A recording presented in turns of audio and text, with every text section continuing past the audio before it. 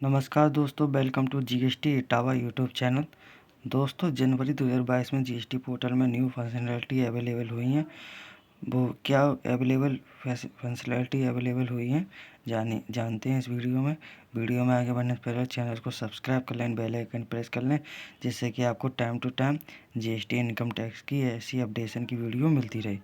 तो वीडियो में आगे बढ़ते हैं दोस्तों। सबसे पहले रजिस्ट्रेशन में है, रजिस्ट्रेशन के बाद रिटर्न है, फिर रिफ़ंड है आपका, फिर पेमेंट है। ठीक है, सबसे पहले रजिस्ट्रेशन में देखते हैं।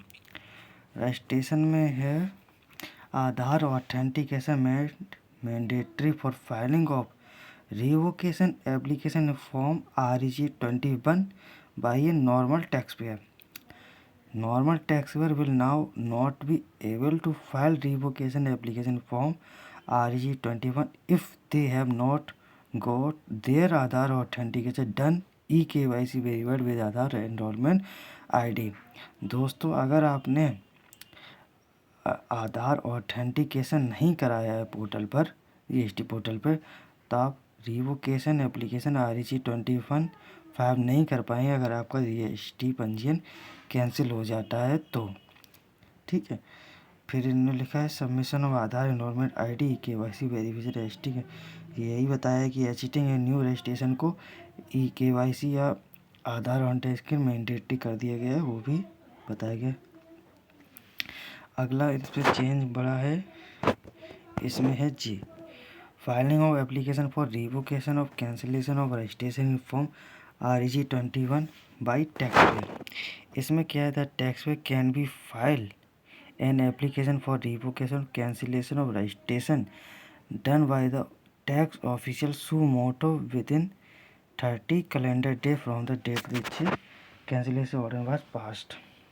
मतलब आपका पंजीयन अगर कैंसिल हो जाता है टैक्स ऑफिसर के द्वारा सू मोटो नोटिस के द्वारा, तो आप within 30 day calendar date के अंदर आप उसे रिवोकेशन फाइल कर सकते हैं। आगे इसमें लिखा है vide notification number 15/2021 central tax dated 18 May 2021 rule 23 of the CGST act 2017 was amendment the provision provide for the extension of time limit for applying for revocation of cancellation of registration on sufficient cause being shown, the taxpayer will now be able to file revocation application after 30-day calendar but within 90 day। मतलब क्या हुआ दोस्तों, इनमें notification 15 के बारे में बताया गया है। इसमें जो रूल 23 को अमेंड करता है, इसमें बताया गया है कि आपको extension of time limit apply for Revo cancel की दी जा सकती है अगर आप सफिशिएंट कॉस्ट भी शो करते हैं, आप कोई रीजन शो करते हैं। The taxpayer will now be able to file revoke cancel application even after 30 day collected but not. आप 30 दिन के भीतर कर सकते हैं, 30 दिन के बाद भी कर सकते हैं, विद इन 90 दिन के अंदर from the date of this cancellation order pass. जब से आपका ऑर्डर कैंसिलेशन का पास हुआ उसके 30 दिन के बाद और 90 दिन के भीतर आप कर सकते हैं। To do so they will be required to file additional field such a reason for condonation. आपको रीजन देना पड़ेगा condonation for delay and can also and supporting document भी लगाने पड़ेंगे, जो आपके सपोर्टिंग डॉक्यूमेंट है। In case there application will be forward to the competent authority. मतलब आपकी एप्लीकेशन को जो कम्पिटेंट अथॉरिटी को कंडोनेशन ऑफ डिले फॉरवर्ड कर दी जाएगी for approval of competent authority will be rate assigning to respective judicial. अगर कम्पिटेंट अथॉरिटी आपका अप्रूवल पास कर देती है तो competent authority assigning to respective judicial, आपके लोकल का जो अधिकारी होगा authority for processing after condonation of delay, उसके बाद को आपका जो फॉरवर्ड कर देंगे, इससे आपका रिवोकेशन खुल जाएगा अगर आप सफिशिएंट केस शो करते हैं। ठीक है, अगला है रिटर्न के लिए। Reduction in the frequency of filing statement form ITC 04 based on aggregate turnover. Earlier, the taxpayer sending the goods on job were the required to file detail of goods sent and received back or dispose of from the business place of job work in ITC form 01 on quarterly basis. The law committee at a meeting held in 30 June 2021 decided to make the frequency of filing ITC 04 earlier half-yearly to और annually based to aggregate turnover of processing files।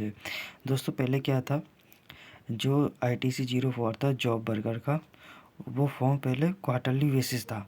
फिर 30/6 को एक meeting में decide हुआ है कि frequency of filing ITC 04 को half-yearly और एनुअली बेस पे बनाया जाए। Aggregate turnover proceeding financial now the taxpayer have aggregate turnover एस्टिंग 5 crore. अगर आपका 5 करोड़ से ऊपर टर्नओवर है in the proceeding year will be required to file form ITC 04 half-yearly basis whereas all the other taxpayer about भी required to file into annually basis.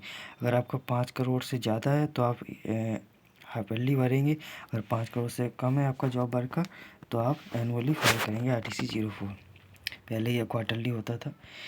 इंचेंजमेंट in search HSN facility आ गई है to help the taxpayer search for HSN code for goods and service. The search HSN facility has now been enhanced where the taxpayer can search the HSN code and the applicable technical description through common parlance trade description, the goods service and the no in table. The its help to taxpayer search HSN code by providing description even a part of the description the facility available for pre login and par login.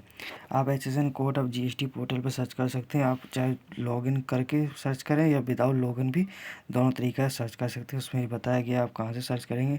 The user can the now navigate service, user service पे जाके फिर search HSN, search by description and search under goods and service by selecting the appropriate ratio button the entering of captcha। अगला है blocking filing of statement outward supply in form GST-1 in case of non-filing of return in form GST-3B for the preceding tax period। Change have been implemented on the portal in the term of notification 35/2021 CTC under tax date 14 September 2021 amend by the rule 59(6)(a) and B of the CGST act constituency WAF कब से लागू हुआ? 1 जनवरी 2022। GST-1 and filing for a particular period will be now be eligible for normal taxpayer including monthly and quarterly only taxpayer have be filed return of form GST-3 for proceeding the tax period। जी quarterly और monthly वैसे बताया गया। जो QRMP वाली scheme है उसके बारे में जिक्र किया गया, ठीक है। फिर आगे बताया change the message of discipline taxpayer after applying for refund RET 01। Several message display the taxpayer the track application state utility for refund application have been modified. The important change are summed below the for nil refund filer the new message read the further procedure required to search a nil refund application। आपने जो पहले refund application लगाई थी उसको आप search करने का option भी आ गया है। आप उसके माध्यम से आप मॉडिफाई भी कर सकते हो उसको। One taxpayer has updated bank account detail and the bank update account button is disable if the user tries to click the update bank account again he receive an error message the bank account has already updated by you kindly wait until the validation।